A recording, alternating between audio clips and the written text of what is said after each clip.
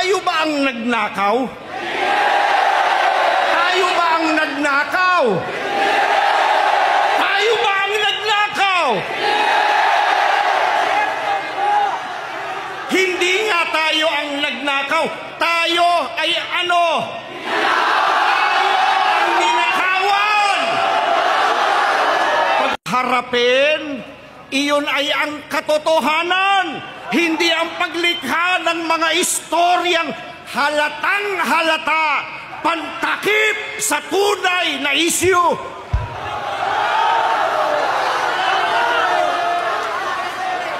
Mga kapatid, isipin po natin sandali at sana naririnig tayo nung dapat makarinig nito. Tayo na nga ang ninakawan, tayo pa ang inaakusahang nagde-destabilize.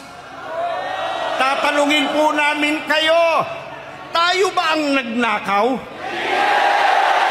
Tayo ba ang nagnakaw? Tayo ba ang nagnakaw? Hindi nga tayo ang nagnakaw. Tayo ay ano?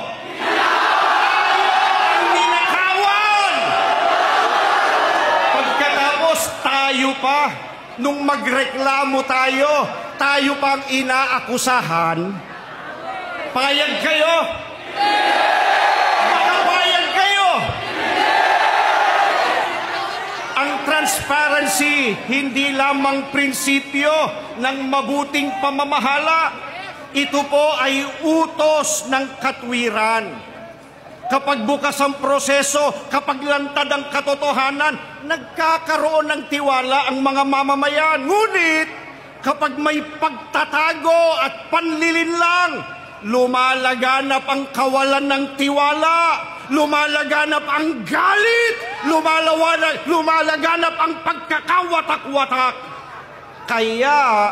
Kaya, kung nais nating makamit ang kapayapaan, dito po sa ating bansa, kailangang manaig at mailantad muna ang katotohanan.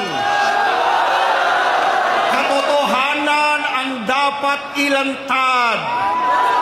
Iparinig natin sa kanila ano po dapat gawin sa katotohanan.